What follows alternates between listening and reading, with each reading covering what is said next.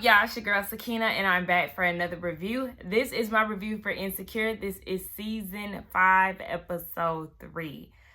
This was a really good episode, y'all, and it made me feel all kind of ways. So let's go ahead and jump right into it. This episode is Lawrence's episode. So remember, season 4, we got the episode revolving around Molly, and then we got one revolving around Issa. This is now Lawrence's time, and for us to view his life after the breakup with him and Issa. So that's where it started off, with him down in front of her apartment after she said that she can't continue on with him. So he's in the car, and he looks bummed out, and he goes home, and he goes home to an apartment that is packed up. So now we know that it is confirmed that he has taken the offer to San Francisco, and he's on his way out. So we see him in San Francisco, new apartment laid, okay? And he's at work, and he's on his Molly shit. Well, kind of, because Molly, her first days or whatever was not the best. But, he's trying to get his footing, and he's taking on new tasks, and things is up for him. Next, we see that he's on a date with this girl, and the vibe was just, really off. It seemed like they were kind of loosening up a little bit towards the end, but he gets a text message from Condolences talking about the baby is born. So he abruptly ends the date, and of course he's rushing to LA. And when he gets there, the baby is already born, as the text message said, or whatever the text message said. I really can't even remember, but the baby is already born. He came early. But my thing is, you didn't know that you were either experiencing complications or you were cramping or anything like that. You didn't know that ahead of time, Condola, and you didn't find it necessary to reach out to him during labor or have one of your family members do it for you. That was just very weird. So he shows up in the delivery room, and everybody looking at him like they done seen a ghost. So he's like, hey, and we get introduced to Condola's mama. We don't recognize her by her real name, Sakina. He gets introduced to her mama, which is, cannot think about her name right now. Please forgive me, but Robin from Waiting to Exhale.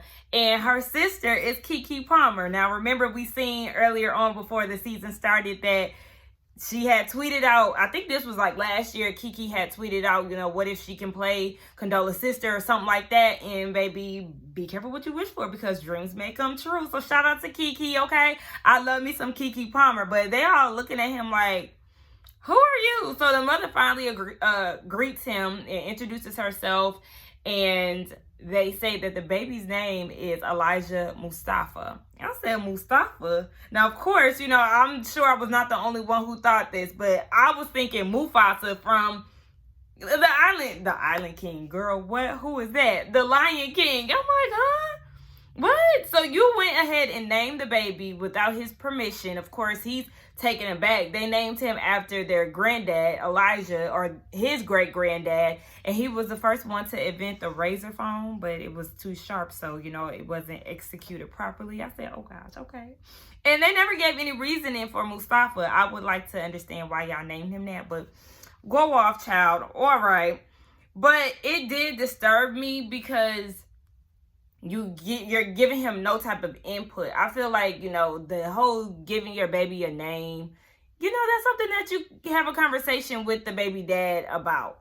So unless he's just this super absentee father who just wants nothing to do with the baby, then I understand that. But you just going ahead and making executive decisions like that, that's very off-putting. But it also gave a glimpse of how it is when you have a baby with somebody you're not even that close to, because the dynamic is very off.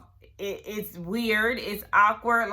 You don't have a relationship with these people. Her mom and her sister was looking at him like, who is this? Obviously, this was the first time they met, and it's awkward. It's really a reflection of, a single parent, a single mother. So that's very awkward. We see that Chad, or Lawrence, went over to Chad's house, and that's where he's staying while he's in town. And he said that Condola gave the baby his last name as if it was a favor. So we already know that Condola is moving real funny when it comes down to having this baby and sharing him with Lawrence. So Chad was like, He said, that's a good last name. Who doesn't want that baby to walk? You got to speak that shit into existence. Y'all know I love Chad. He's saying the funniest shit. But yeah, there's obviously some problems between them. And he said that they did talk about baby names, but there was nothing set in stone. So he's feeling some type of way about everything, down to him finding out that the baby was born via text. And he was like, this is just not the way that I planned on having my first baby. Well, child, welcome to having a baby with somebody you barely know, was casually dating. Yeah, this type of thing does happen. So maybe you want to consider strapping up next time and just being mindful of things like that, okay? So we move on to the baby's first doctor's appointment, his check-in, and he's a tall baby. He's lost a bit of weight, so Condola, with this being her first child, she's a little panicky because she's not understanding, like, I'm feeding him on time, and come to find out he was having latch issues, but that has gotten taken care of. And Lawrence is inquiring about his health, and she's shutting him down like, I got this, I got it under control, I already did that. It's just like, whoa, hold on, pump the brakes, sis, because this is his baby too. You're doing a whole lot. I understand, as a first-time mom, as a mother in general, you're going to be very protective over your child. I mean, you carried the baby for 9 months, hello. But it's like, okay, I'm going to need you to go ahead and realize that you are sharing a baby with somebody else. The doctor took me by surprise when he was talking about the kids being ugly. He was like, but y'all kid is very attractive. Ooh, baby, I know I do not like calling kids ugly. I don't like calling people ugly in general, but the children, honey, I got some folks in my family and in my life that is quick to call somebody ugly, and they don't give a damn if it's a child or not. I said, y'all ain't right. So anyway, Lawrence isn't there leaving the doctor's appointment, and he's telling her that he's not able to make it on weekday appointments and asking if they can reschedule for Fridays, but they can't because the doctor, he's only available during the week. He's a very busy man. So then they get to the conversation of having the baby baptized, and his mother wants them to hurry up and do it. And she was like, well, yeah, me and my family, we've already worked it out. So we're going to do it with a local church that my family goes to. Again, making decisions without his input. So he was like, damn, okay, you already did that. And he was like, so is this how it's going to be? Like, you just going to keep making decisions without, including me in them? And she was like, what? I'm just keeping you posted. So basically, that's what he's been telling her to do. And she's living exactly by that. I guess to her, it makes it seem like he really isn't interested. Because if you really, when people say, keep me posted, it means that I'm not going to reach out. You reach out to me once you get any updates or if anything changes. So I can see why that could be off-putting to her, because that's not a phrase that you use in regards to your child and, his well-being and stuff. So Lawrence, yeah, you need to check yourself for that. But he said that he plans on coming down every week to be with the baby, which we know that is a lot of traveling. That's a lot of airfare, all of that, child. You spending a whole bunch of coins. So he goes back to San Francisco, and we see that he's building the baby's crib and all of that. And he flies back to LA to help or to be a part of the baptism. So the baby gets baptized, and, they take a family photo. Child, listen, Lawrence's uncle is there, and he's like, I love to see a black man taking care of his kid, showing up and doing all of this. And, it's very weird because Lawrence isn't that present in the baby's life because he has to continuously travel.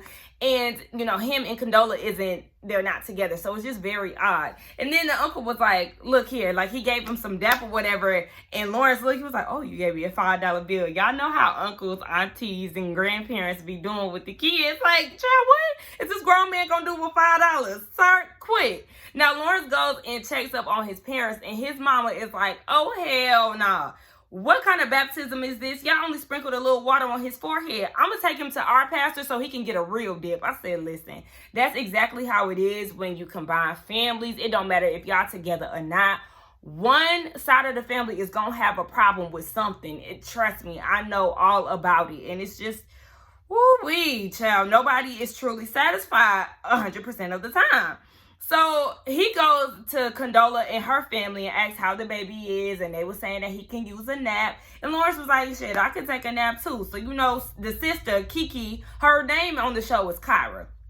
But yeah, she was like, I'm sure you can take a nap. Like, the nerve of this nigga to talk about taking a nap, and he ain't even here like that. I'm sure you real tired. I said, okay, here go that passive aggressiveness. I'm like, sis, why you got all this heat for Lawrence? Because at the end of the day, like, your sister is the one who decided to have a baby with him. And I mean, I'm just not understanding why they got so much pressure for him. I understand you may feel some type of way because your sister is really doing it by herself, and you may be the one that's there with him more than Lawrence is. So I get that, but it's like, he trying, sis. I'm gonna need you to go ahead and relax, little pit bull.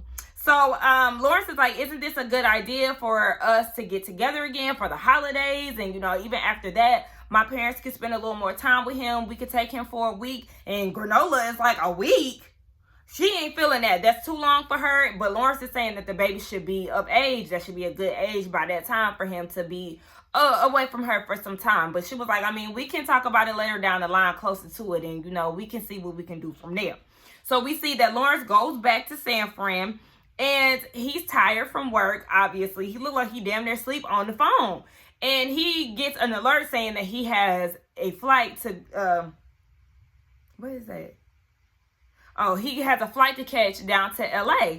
So he's like, you know, he looked tired as hell. And he texts Condola and was like, yeah, I can't make it. So she's feeling some type of way about it. And her sister comes in and she was like, what's wrong with you? She didn't want to tell her sister because she already know how she feels about Lawrence. And, you know, she was like, Ashley Larry then flaked again. So they made it seem like this isn't his first time being unavailable or saying that he was going to come to LA and then he wasn't able to do so. So the sister was like, yeah, I would have cussed him out a long time ago. So he ain't going to be able to make it, but Lawrence is really trying his best. In my opinion, I think he's doing what he can. Now, we see he's in San Fran. And, child, listen. He's in San Fran, and he gets a text message from Granola about Derek and Tiffany's baby's birthday party, and she wants to know if they should go together. And he was like, with the baby? Yeah, with the baby. Hell, y'all ain't together. Y'all better be going with the baby. Anyway, so they go down to this party, right? And it's hosted by Kelly. Kelly looks so good. I loved her outfit. I loved her hair. I loved her makeup. Like, yes, my sis. Now, did y'all peep when she was having a conversation with Lawrence? She was like, yeah, apparently because they started to catch up. And she was like, well, I died 9 months ago. So remember when we seen Molly and them, they skipped to a year. But with Lawrence, we're at the 9 month stage. So, I mean, just keep that in mind. Or the 9 months. So just keep that in mind. I said I'm gonna store that just in case it come back up in one of these episodes or something like that. Peppa Pig is in attendance as well. Or Peppa Pig's cousin. Salt Pig, if you ask me, because that didn't look nothing like Peppa. And it was Kelly's cousin who was underneath it. He texting and doing all of this. Like, sir, you're supposed to be entertaining the children. What are you doing? Get up and amuse the kids, please. Now, they're catching up. Kelly and Lawrence are. And he asks, how is everybody else? AKA Issa. And when I tell you I went the hell up for Kelly and what she said, baby, she said everybody that I deal with is thriving in abundance, okay? Living limitlessly. All right? You better sell the story. Hype your good sis up, because at the end of the day, that ain't none of his business on how Issa is doing. As far as you know, Issa is living her best life. She got a new bae. She got a new promotion. Business is jumping. Baby, she got inches. Her edges is in control. All of that good shit, okay? Like, you don't let him know how your good sis is doing, because if he wanted to know, he would have did right by her. But anyway, wait, y'all, my notes did not update. Hold on. Okay, y'all gonna keep playing with me? Let me exit out there. Let me see, because I wrote the notes on my laptop and I read them off my iPad, and it didn't pick up where it left off. Okay, there we go. So yeah, Kelly did this speech talking about kids and saying how they are tiny demons. She really ain't here for the children, but not Miss Simone. That's her goddaughter, and she feels like she's an angel amongst demons. Y'all, when I tell y'all, I kind of feel Kelly on that. Not kind of, but I dead ass have a I don't want to say love, hate, but like I have really mixed emotions when it comes down to children. Like, for real, I do not care to be around children. 9 times out of 10, I want nothing to do with kids because I don't have any and I don't want to be around them. And y'all already know how I feel about kids. Hell, I told y'all how I feel on numerous occasions. But anyway, Granola gets mad at Lawrence because he takes the baby to feed him and he gives him some mashed up carrots. And she was like, we're not doing solid foods as of now. What if he was allergic? And Lawrence is like, cool, I mean, chill. Like, it's not that deep. You're being a little dramatic. And then she was like, give me my baby. You know, she started doing all this extra. And then now they're causing a scene at the baby's birthday party. And it's too much. So Derek goes and breaks it up. Talks to Lawrence on the side and was like, y'all need to learn how to communicate better. Like, I understand, but, you know, even me and Tiffany had our situations. But my thing is, Derek, I'm glad Lawrence called him out because y'all married. Y'all situation is totally different from what Condola and Lawrence are going through. These are people who were casually dating. It didn't work out essentially because Lawrence and Issa, they used to date, and then Condola was dealing with Issa on a working relationship, so it just got weird, and they thought that they can handle it. So yeah, nah, all of this shit is totally different from what you and Tiffany are experiencing. They're still trying to get to know each other while trying to raise a baby. So it's just a whole lot. It's so many different factors that is going on between Lawrence and Granola compared to Derek and Tiffany. So Derek, be quiet. I agree they definitely have to improve their communication, and you don't want to do that in front of the kid because because children, they do feed off of their parents' energy and they know when things are not right. So I agree with him on that, but don't try to, you know, do this whole thing. Me and Tiffany, you and Tiffany are totally different from the two of them. So pipe down. So back in San Fran, I love the cinematography of this scene. The way that they shot it, the directors did their thing. I love the side-by-side comparisons between Lawrence's life and Condola's life. We see that Lawrence is thriving at work. He gets to celebrate. He gets to smash girls. He gets to sleep in. He is living his best life. Meanwhile, Condola is being awake by the baby, and she's dealing with him crying all the time. And, you know, she has to do a lot. Her time is consumed with the baby. So I wanted to add this part because I meant to mention it during my video, but I forgot. So, like, you know, when they were showing, like, the parallel lives of Condola and Lawrence, I don't want people to get it confused. A lot of people to get it confused as far as, like, what's his name? Lawrence out there living his life and doing that, because obviously he is, but we're not going to act like work isn't time-consuming and exhausting. I think a lot of content creators can understand that because a lot of us do have more than one job. Y'all hear me talk about how tired I am all the time. I currently do 3 things. I do my full-time job, which I do working from home. I do YouTube, and I now have a weekend job where I'm actually within a store and I'm working and on my feet. So that is really starting to take a toll on me to the point where I'm like, I can barely make it by 3 o'clock. I am struggling to stay awake. So it's like, we're not going to act as if work is not something that is not taking a toll on the body and could really just be a big thing, because it can be. But I just wanted to make a point that, yeah, Condola is busy with the baby, but Lawrence, he could be just as exhausted as she is with work. Just want to say that. So he ends up getting or he texts her and was like, is it okay still for me to come get the baby and him stay with me overnight? And she says sure. So he shows up to the apartment and the baby is crying, and she is not really feeling this whole thing. Like, okay, I don't want him to go with you anymore because he's crying and I don't want him to be in an unfamiliar place with you. And Lawrence is like, bro, like, why did you sit here changing plans? Like, let me get the baby. Why you acting like this? And she was like, no, I don't trust you. And baby, this is when shit really hit the fan. So she says that, you know, he barely communicates with her. Come to find out, there was something wrong with the baby and he needed to go to urgent care. And Tiffany was the one to take them. But I'm like, okay, where was your car at? Why did Tiffany have to be the one? And this goes back to her not communicating with him. it's like it's kind of like Condola sets herself up to be mad, or like she doesn't tell himself purposely knowing that it's going to get some type of reaction out of him. Like, I don't know if she's trying to do like any type of get back with him. I don't know. It's weird, but like, you get mad because he wasn't there for urgent care, or use that as an example of him not being there, but he was unaware. You didn't take the time out to let him know that any of this was happening. And she did the same thing with the baby. Like, you knew that you was going into labor, but you hit him up after the fact. It's weird shit like that. Like, the girl, that's why I don't like your raggedy ass. So she calls him a part-time dad, and he's like, shut the hell up. Like, you don't even communicate with me like that. You don't even pretend to give me a chance. Like, what the hell? And I agree with him. So she was like, I gave you a chance and you moved away.